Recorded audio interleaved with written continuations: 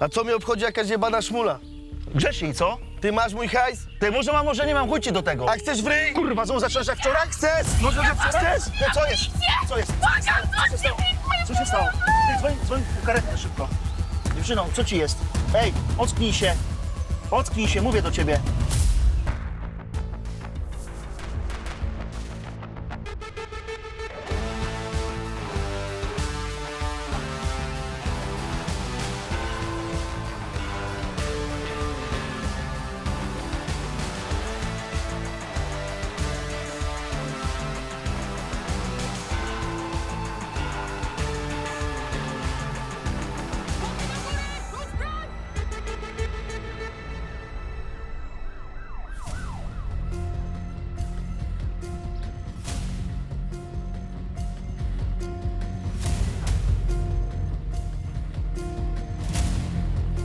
Jej potencjalni rodzice są w drodze.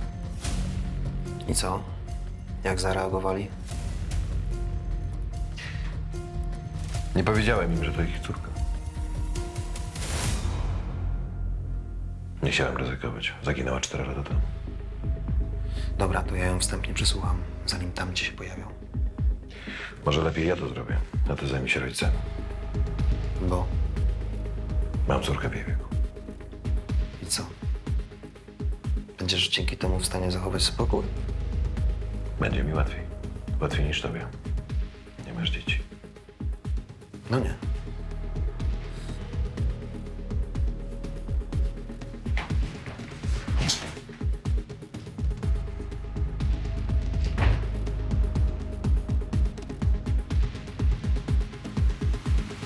Szczerze mówiąc, to trochę mnie to rozwaliło. Telepało mnie w środku na samą myśl, że to mogłaby być moja córka, a myśl o tym, że psychol przetrzymywałby ją wbrew jej woli, nie byłem w stanie wyobrazić sobie, przez co przeszła ta dziewczyna. Gdzie ona jest? No niech pan mówi! Wiktor, przestań! Co mam przestać? Ty dawno ją już pogrzebałaś w swojej głowie. Nie mów tak, to nieprawda. Prawda, tylko nie chcesz się do tego przyznać. Gdzie ona jest? Komisarz zaraz podejdzie. Zaraz. Ja czekam 4 lata. Wiktor, nawet nie wiemy, czy to jest ona. To musi być ona. Nie nastawiaj się, Wiktor, proszę cię, oszczędź sobie cierpienia. Już raz tak było, pamiętasz? Dzwonili, że się znalazła, ale to nie była ona.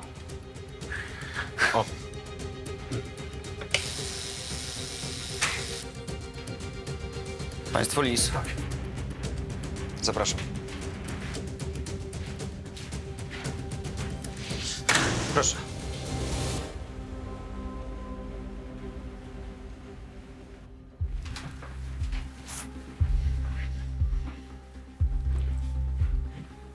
Nie będę owijał bawełnę. Jest u nas kilkunastoletnia dziewczyna. Wczoraj patrol przywiózł ją z Parku Północnego. Podobno sama poprosiła o wezwanie policji. Co prawda dokładnie jeszcze nie wiemy, co tam się wydarzyło, ale po zapoznaniu się ze sprawą zgłoszonego przez państwa 4 lata temu zaginięcia, wydaje nam się, że to może być państwa córka. Gdzie ona jest? Wiktor, poczekaj, a jeżeli to nie jest ona? Nie chcę tego słuchać. Gdzie ona jest? Chcę ją zobaczyć. Spokojnie. Obiecuję, że państwa do niej zaprowadzę. Tylko na razie proszę jeszcze o odrobinę cierpliwości.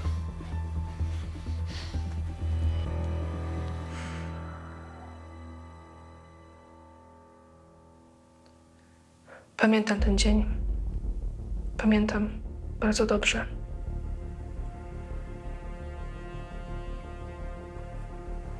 Co się wydarzyło? Zabrał mnie spod szkoły. Skłamał, że niby mama go wysłała, bo sama nie mogła. A ja durna mu wierzyłam, chociaż nigdy go w życiu na oczy nie widziałam. To nie była twoja wina. A czyja? Wsadził mnie do auta i odjechał. Po drodze się zatrzymał, jak nie było ludzi. Założył mi worek na głowę. Związał ręce.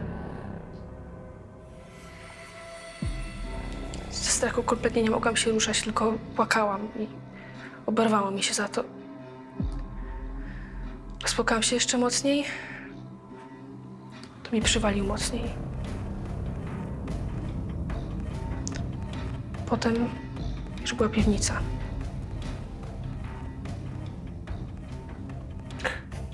W jego domu? Wszystko tam miał przygotowane. Był materac, był kubeł do sikania. Nawet komiksy były. I taki miś brązowy z kokardką czerwoną. A czy było jeszcze coś w tym pomieszczeniu szczególnego, po czym mogłabyś rozpoznać to miejsce? Nie było okien, więc nie wiedziałam, czy jest dzień, czy noc. A drzwi zawsze zamykał na kłódkę.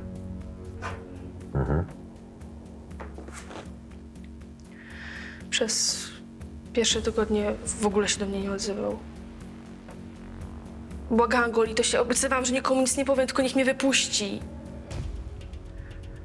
Ale tylko patrzył się i się uśmiechał. Jakby ten mój strach sprawiał mu jakąś chorą przyjemność.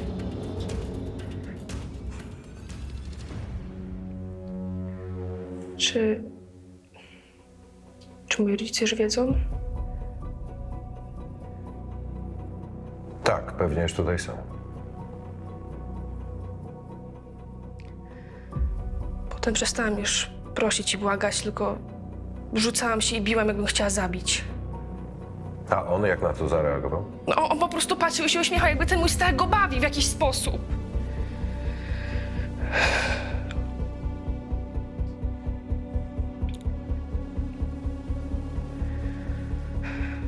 Przestałam walczyć. Już zupełnie. Wtedy on też się zmienił. Przez jakieś 2 lata traktował mnie jak córkę. Aż do momentu, jak skończyłam 16 lat. Wtedy to stwierdził, że już może ze mną to robić i gwałcił mnie, kiedy chciał. Jak odmawiałam, to głodził mnie albo zakazywał mi się myć. Jak udało ci się uciec?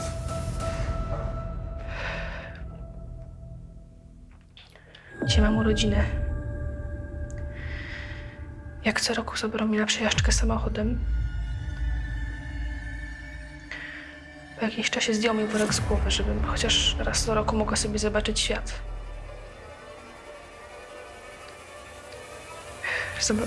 Zapomniał zamknąć drzwi od samochodu, więc wyskoczyłam, jak zwolnił.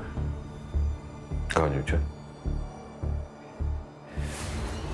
Tak, ale chyba coś go musiało spłoszyć, albo odpuścił. Bo może mu się znudziłam, bo zwolnił mnie uciec. Czy wiesz, jak miał na imię? Olaf. A jak wyglądał?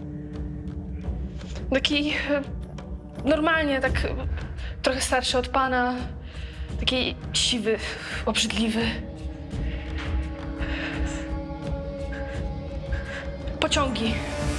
Pociągi, nawet kilka razy dziennie słyszałam, jak jechały. Ale cicho, gdzieś w oddali. Ała! Ała! Ała! Boli mnie. Dawaj, pokaż się. Żanetko, dziecko moje. Już jestem, kochana. Już jestem. Już nic ci się nie stanie. Już nic się nie stanie. Żanetko, że nie mogę. Pogotowie przyjechało w kilka minut, wykluczyli atak paniki. To był głód narkotykowy. Ten zwyrodnialec narkotyzował Żanetę od lat, żeby była bardziej uległa.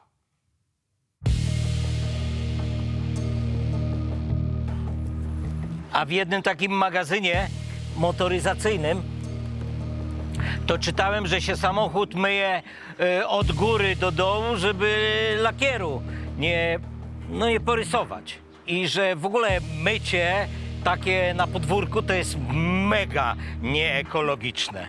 No i że wiadomo, że można za coś takiego dostać niezły mandat, co nie?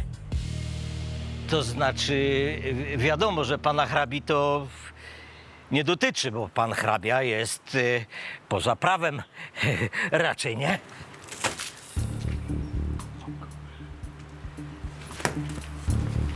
No chuj mi cię ta matka tu przysłała, co? Żeby pomóc. Bo mówi, że na pana trzeba mieć oko. I ja też tak uważam. Młody, lepiej ci szło z moją furą niż temu durniowi. Chcesz zarobić 5 dych?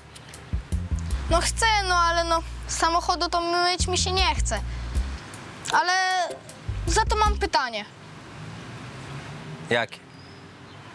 To prawda, że już pan nie rządzi na Gorczaku? Tylko pani Maria? No ludzie tak mówią. Tak?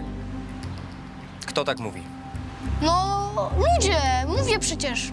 Różni mówią, że hrabia nie ma jaj, że mamusi oddał. Młody, czy ty wiesz, że przy takiej inflacji to ty majątek za zęby zapłacisz? Henio Buda.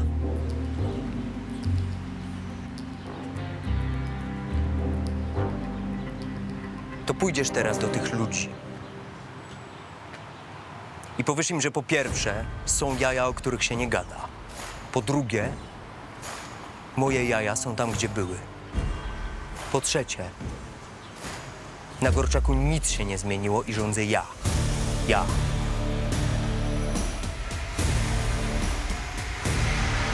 Dzida.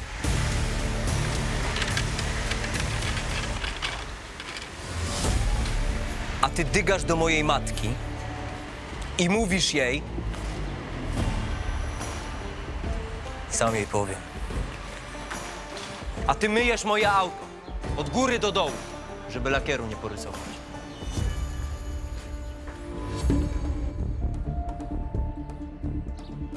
Tak, rozumiem. Dziękuję za informację. A dziewczyna niestety jest na oddziale. Muszą ją odtruć, a potem pewnie wezmą ją na odwyk. Za szybko jej nie przesłuchamy ponownie. No za wiele to nie mamy. Imię porywacza, ogólnikowy opis, no i te pociągi. Co to są za miejsca? A wiesz co, no zaznaczyłem miejsca, z których można by usłyszeć pociągi, ale no, za dużo tego jest. No nie damy rady tego wszystkiego przeczesać. Nie ma opcji. Ty, a myślisz, że on w ogóle podał jej prawdziwe imię? Ja myślę, że on nie zakładał, że w ogóle wypuści ją żywą. Ale skoro ją szprycował regularnie, to może jakiś dealer z tych okolic powie nam, czy nie handlował z jakimś gościem w średnim wieku, który regularnie od niego kupował piguły. O ile Olaf kupował je na Gorczaku. A możliwe, że on na początku kupował gdzie indziej, ale potem, kiedy poczuł się bezpiecznie, mógł się zrobić nieostrożny. Ludzie działają według tych samych schematów. A masz kogoś konkretnego na myśli? Może ma. Nie było mocnych tropów. Racja, ale czasem jakaś drobna poszlaka może pchnąć śledztwo do przodu. Bardzo liczyłem na to, że tak się stanie tym razem, chociaż szanse były nikłe.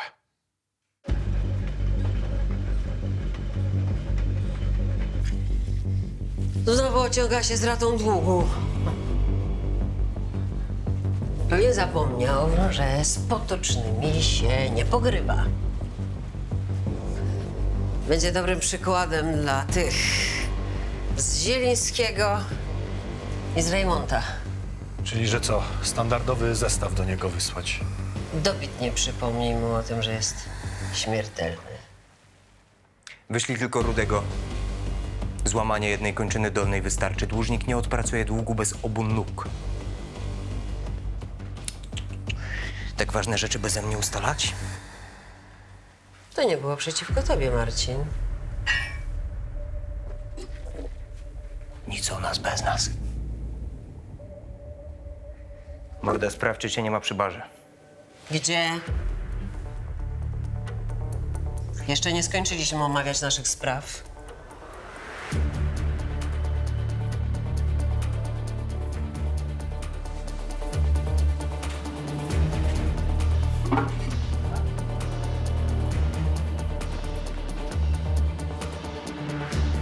Po co wysyłasz za mną tego idiotę Henka?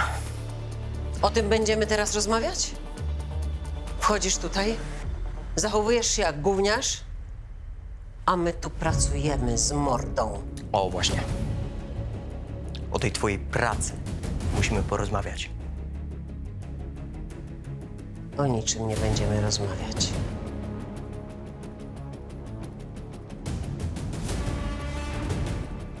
pogadamy, jak będę miała czas. A teraz go nie mam.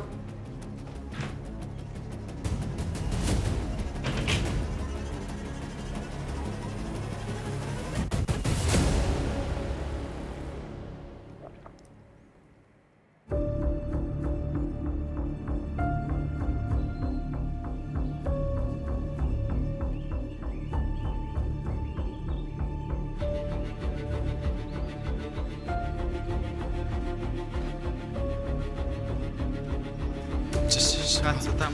Trzyma. Dobrze, chcesz? To dobrze, też. Ile potrzebujesz? Tak, wszystko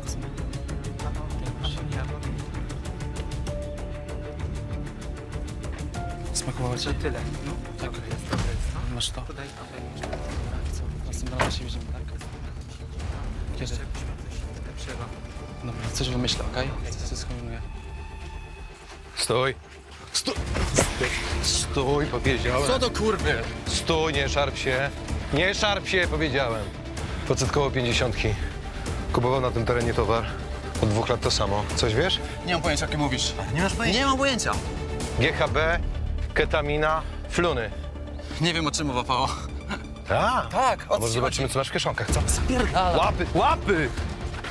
Łapy! O, a co to jest? Nie mam pojęcia, to nie moje. To samo wpadło ci. Podrzucili mnie, no. Tak? Tak. Może będziesz bardziej rozmowny. Na dołku idziesz. Pierdol się, Pało.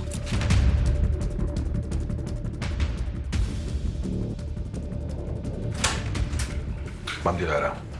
O, i jak sypnął?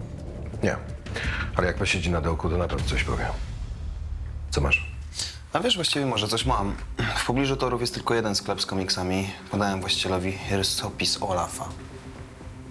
No, jeżeli kupował w sklepie, a nie w internecie. No, koleś mi skojarzył takiego typa, nawet podał mi pewne namiary, bo ten czasami zamawiał do domu. Miron Misioł, Uzdrowiskowa 12. To co? Nalot. Uczęstujemy gościa naszą wizytą. Czekam tylko tak naprawdę na zwrotkę od ateków. Piszesz się? Jasne.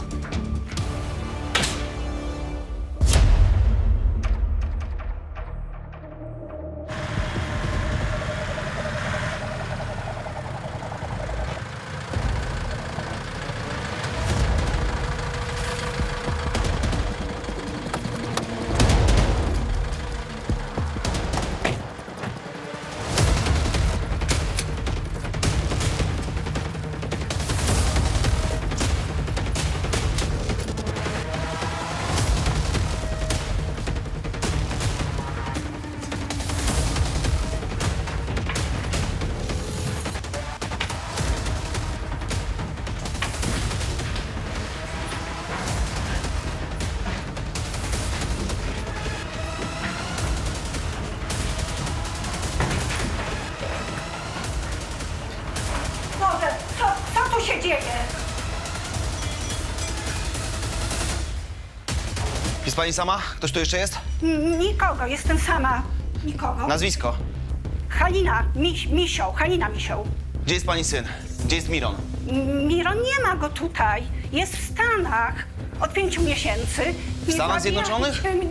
Nie zabijajcie mnie. Ja tu tylko pilnuję domu. Nie, jest pani bezpieczna, jesteśmy z policji. Co? Psy? Jeżeli pani ukrywa syna, dostanie pani zarzuty. Dom czysty, nikogo. Podobno podejrzany przebywa w Stanach Zjednoczonych od 5 miesięcy, ale sprawdzimy to. A sobie sprawdzajcie.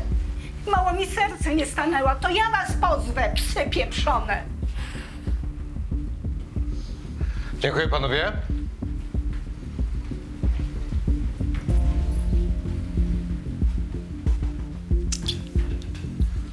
No i co? Panie Góral? Za tę akcję to ty w papierach nie wygrzebiesz się do zimy.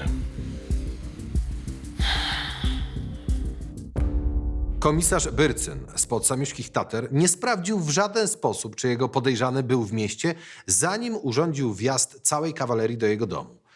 Mogło go to wiele kosztować.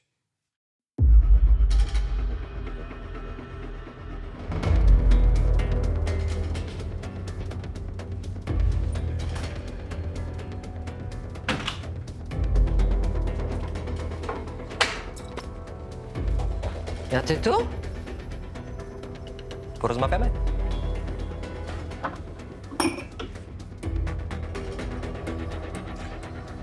Ja jestem zmęczona, a ty bezczelny. A ja nie wiedziałem, że mama się tak pali do rządzenia. Rządziłam tą dzielnicą z twoim ojcem. Jak ty jeszcze wchodziłeś na stojący pod szafę. Tak, ale czasy się zmieniły. To było dawno. A teraz mama się zwyczajnie zapędziła. Jak ci nie wstyd, Marcin? Nie, ja nie kwestionuję, że do pewnego czasu faktycznie była mama pomocna, ale od pewnego czasu właśnie zaczęła mama pomagać głównie sobie. No miałeś dochodzić do siebie. I doszedłem do siebie! Mamo. A ja mam teraz usunąć cię w cień.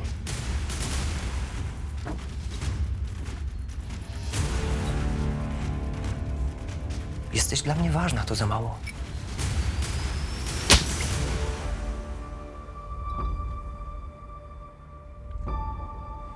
Powiedziałem już, co chciałem powiedzieć.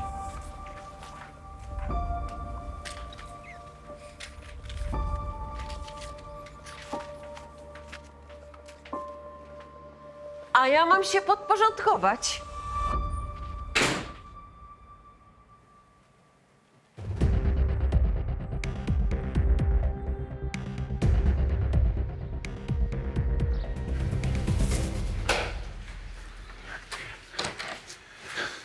Chcę natychmiast rozmawiać z komisarzem Wyrcynem.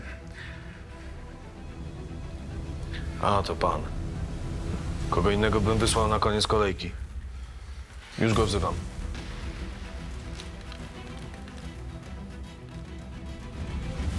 Wyrcyn. Prawda? Przyjdź tu szybko.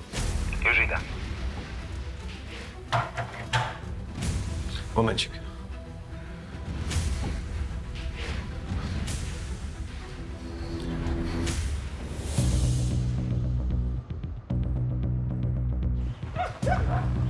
Ty, zostaw to! Zostaw to, kurwa, mówię, nie? To mi zapłać, złodzieju! Co złodzieju, kurwa? Chuju jebany, kurwa! Ty zboczeńcu! pierdolony. Zostaw to, kurwa! Spokój, mówię! Co tu się dzieje? Przez radio dostałem wezwanie, że awantura. Słucham. No jest, bo to złodziej jest. To mnie ukradł, pojeb! Prawda to jest? Nie zapłacił mi za robotę, to należy mi się jakaś rekompensata. Tak czy nie? Prawda to jest? Zboczeńcom nie płacę. Co to znaczy? Weź się, Andrzej, nie wpierdalaj, sam se z gnojarzem dam radę. Sylwek, ja wiem, że się znamy, ale nie zapominaj, że ja jestem tutaj służbowo. No dobra, no to pomóż mi z gówniarzem służbowo. Ty nie rozumiesz. Jak coś zapierdoliłeś i nie zapłaciłeś chłopakowi, to i tak begniesz. Łapiesz. Andrzej, ty nic nie wiesz. Ten fajfus obmacywał mi klientkę. Tak było? No tak, a ona nie zapłaciła, jeszcze sądem mi grozi. To ja mu z pensji pociągnę i chuj. Pytam się, było tak? Urze jak pies. Słońce dziadersa przygrzały, coś mu się uroiło w głowie. Żadnej laski nie ma całem. Ała! Ej! Jeszcze mnie leje na oczach policji, no pojeb!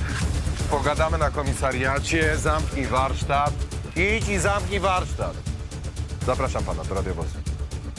No już, idziemy.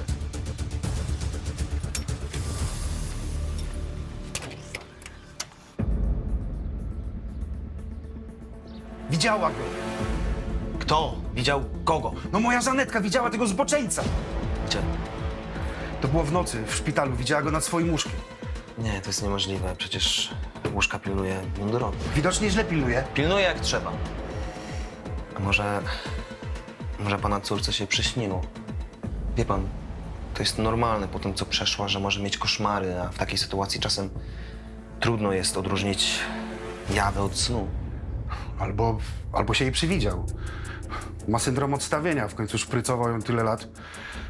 Dostaje leki, ale musieli jej dać coś na uspokojenie, tak się wystraszyła, że on przyszedł, że znowu ją zabierze. Ja boję się o nią. To jest zrozumiałe. A jeżeli jej się nie wydawało? Jeśli on tam był? Jeśli tylko czeka, żeby ją dopaść?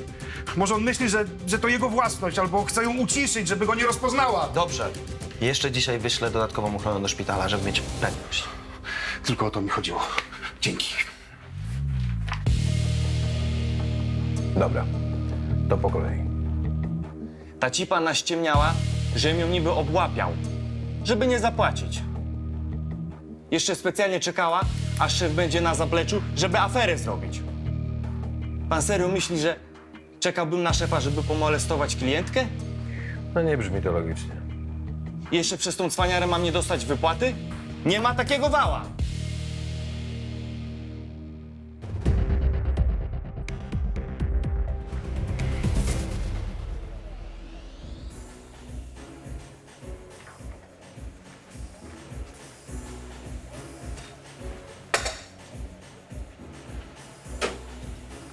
Po czyjej ty jesteś stronie, morda?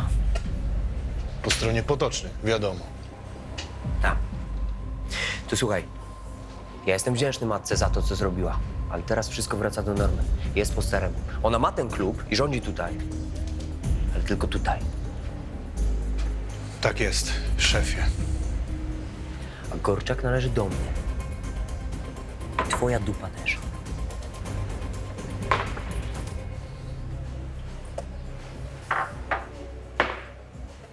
A ty jeszcze raz nakapujesz matce na mnie, a skończysz na dnie stawu w pięknych, nowiutkich, betonowych bucikach skrojonych specjalnie pod ciebie. Ale panie hrabio, przecież pan doskonale wie, że ja przychodzę tutaj tylko na piwo. Morda, nie ty, morda. Dam ci drugą szansę, bo ty nie tutejszy jesteś. Trzecie nie będzie.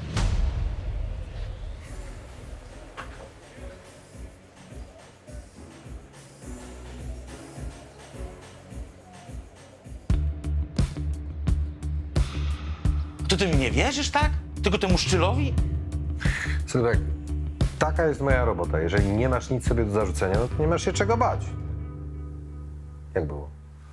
No, jak ta dziewczyna przywiozła furę jeszcze dzień wcześniej, no to ten prymityw mówił mi, że ma zajebisty tyłek, wielkie cyce i że chętnie zrobiłby jej motorówkę. Że co? No, wydmuchał balony, no. No to debil jest na pierwszy rzut oka, widać, no. Ale wiesz, ciężko ludzi do pracy, więc przyjąłem takiego, no i teraz mam.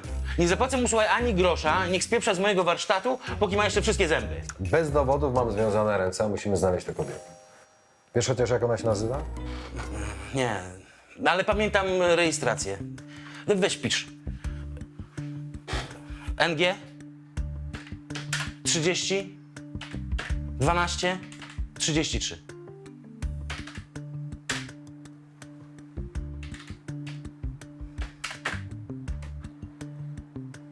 Zuzanna Plichta. No rzeczywiście jest właścicielką samochodu. Zobaczmy ją. Zuzanna Plichta.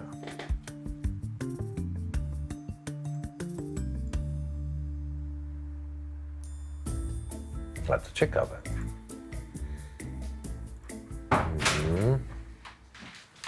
Masz chwilę potoczne? Co teraz? Teraz? Czekam u siebie. Sylwek, zróbmy tak. Powiedz temu Przemkowi, że jednak mu zapłacisz i wracajcie do warsztatu. Po prostu. Powaliło cię? Ja temu złodziejowi? Serio tak mnie odprawiasz? Zaufaj. Czekaj na mój telefon, a chłopak niech myśli, że wszystko jest w porządku. Dobra? I jaja se robisz. To wszystko. Dzięki, potoczny. Nie ma sprawy?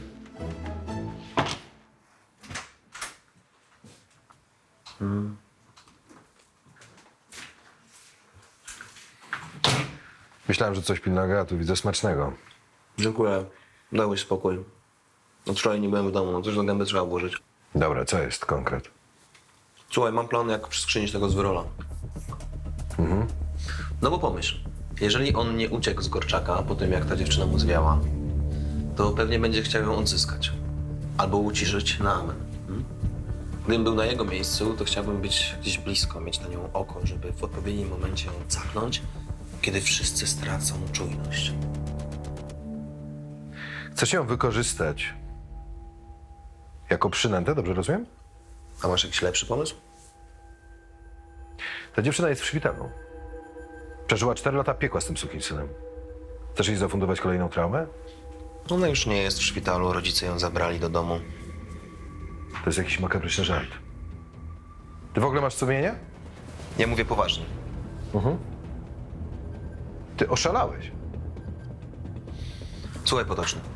Ten Zwyrol i tak to zrobi. Ja tak myślę. Nie teraz, to odczeka parę miesięcy. A wtedy nie będziemy mogli temu zapobiec. Nie mieszaj mnie w to, stary. No czekaj. Chodzi mi o to, że teraz możemy skontrolować warunki, w których to się wydarzy. Inaczej będziemy musieli namierzać go przez tydzień, miesiąc. A co, jak on w międzyczasie skrzywdzi jakąś inną małolatę? Chcesz ją mieć na sumieniu? A ty chcesz mieć na sumieniu życie tej dziewczyny? Słuchaj, Potoczny. To jest moje śledztwo. I ja zaraz jadę do domu Lisów, pogadać z tą dziewczyną i z rodzicami. Z tobą albo bez ciebie. Oczywiście, że beze mnie. To jest absurd. Pomyśl.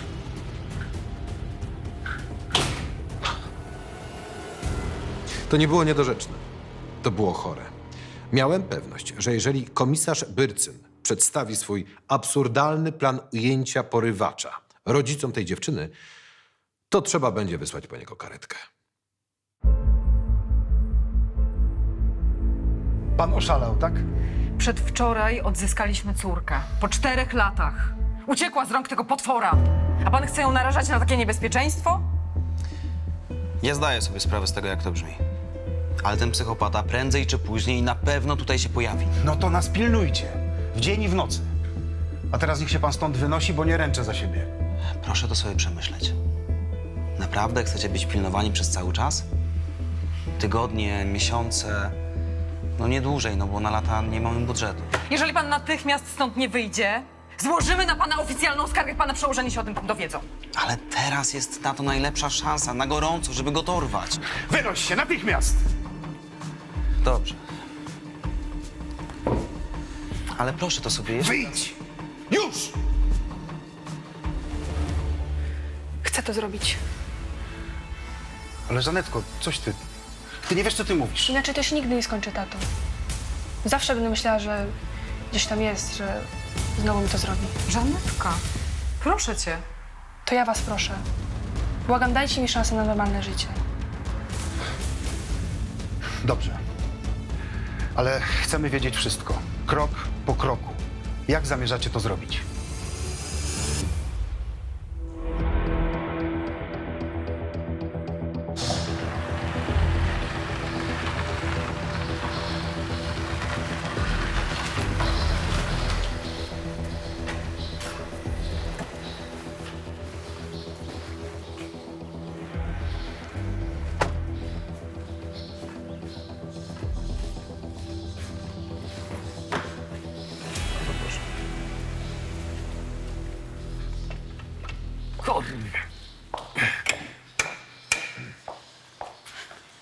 Dobry. Dzień dobry. Proszę pani, czy to ten pan? Pani się naprzykrzał. Naprzykrzał człowieku. Rzucił się na mnie jak jakiś zwierzak. Złapał mnie za tyłek, za cycka. Prosiłam go, żeby mnie puścił, ale on nie chciał przestać. Kłamie paszczur. A po co pan ją w ogóle tutaj przywiózł? Pani nie zapłaciła za naprawę samochodu właścicielowi warsztatu. Zgadza się. A pan by zapłacił? Jakby pana ktoś zmacał, zamiast samochód naprawić. Wie pani, ja tylko próbuję ustalić fakty. W takim razie rozumiem, że zgłasza pani popełnienie przestępstwa. Przestępstwa? No nie, chyba nie ma potrzeby. Naprawa auta za Friko załatwi chyba sprawę. Zresztą nie chcę przeżywać całego tego koszmaru jeszcze raz na sali sądowej. Rozumiem, w takim razie pozostaje jeszcze tylko jedna rzecz do załatwienia.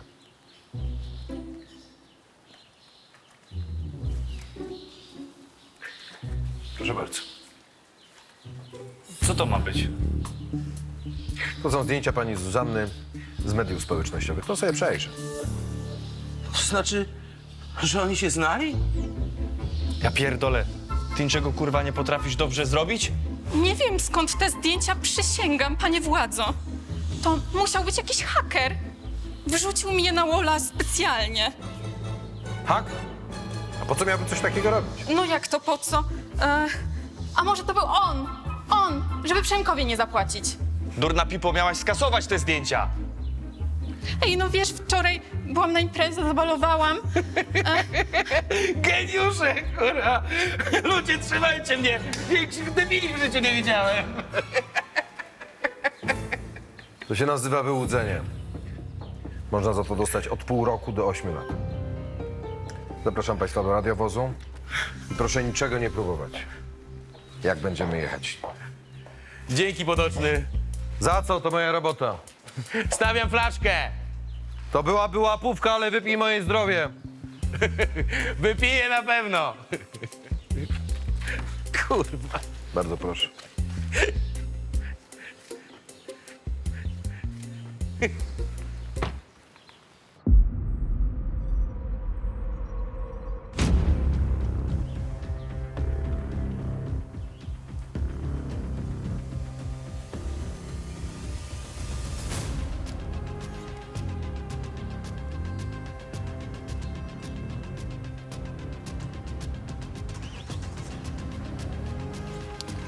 Czwórka do szóstki.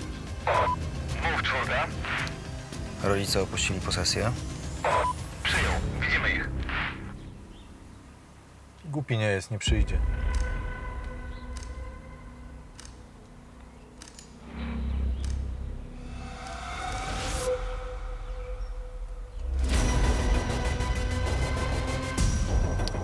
Czwórka do szóstki. Podejrzany na posesji. Wchodzimy. Widzimy go, czwórka.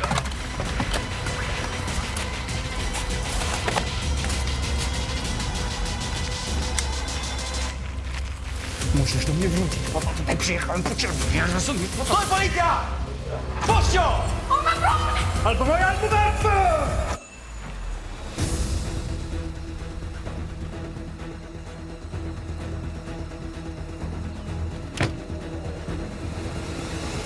Zabiję ją, jeśli nas nie wypuścicie! Zrobię to! Okej. Spokojnie. Powinien był cię zabić już w tym szpitalu. Nie wiem, czemu tego nie zrobiłem. Spokojnie, Olaf. Pani Kraku! Bo ją zabiję! Rzuć broń do mnie! Kolano! Łap do tyłu. To nie koniec. Zobaczycie! Spokojnie. Wszystko już dobrze.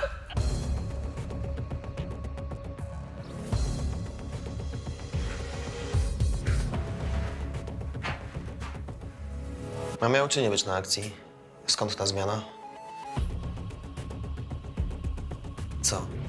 Przyszedłeś zobaczyć, jak będę przerabiał tego sukinsyna na mielone? Zobaczysz, będą lepsze niż twoja matka ci kiedykolwiek zrobiła.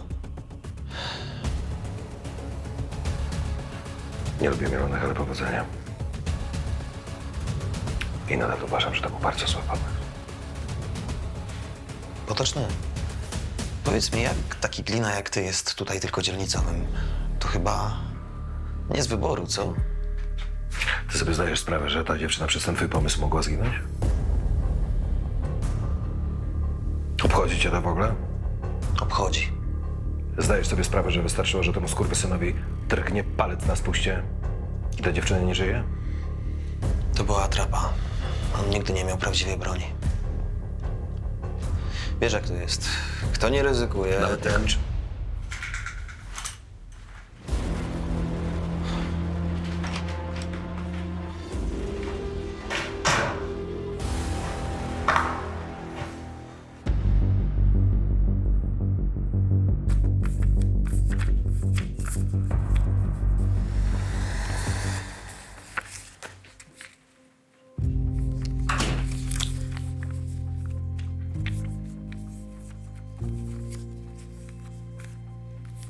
A to co takiego?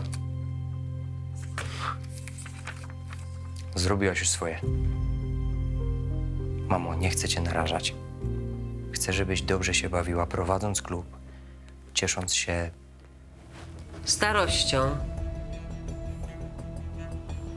Jesteś kobietą, z którą każdy na Gorczaku się liczy. Nie wystarcza ci to naprawdę? Może powinno? Zawsze byłaś przy tacie. Wychowałaś 2 synów. Jednego się nie udało. Pora mieć to wszystko gdzieś. Zostawić. A ja zajmę się czarną robotą. Oj, synku, synku, synku.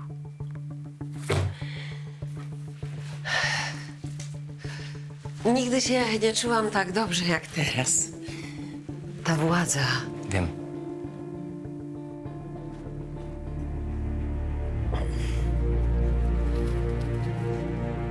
Ale to koniec, mamo.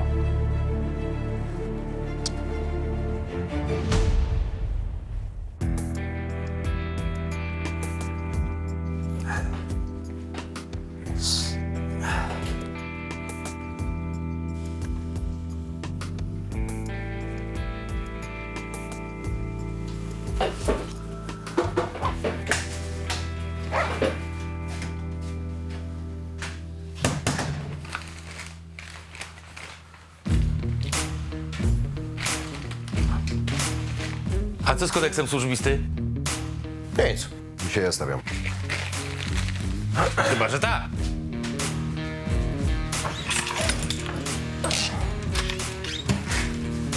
Zimna?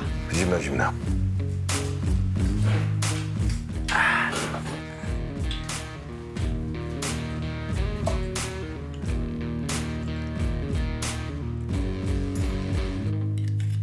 Na serweczku.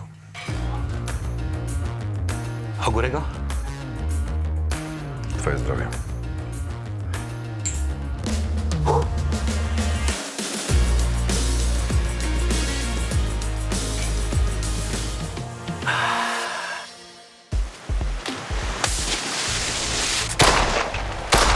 Moja wnuczka zaginęła. Boję się, że stało się coś strasznego. Zapraszam. Czy uczynisz mi ten zaszczyt i zostaniesz moją żoną? No ładnie, sporo tego.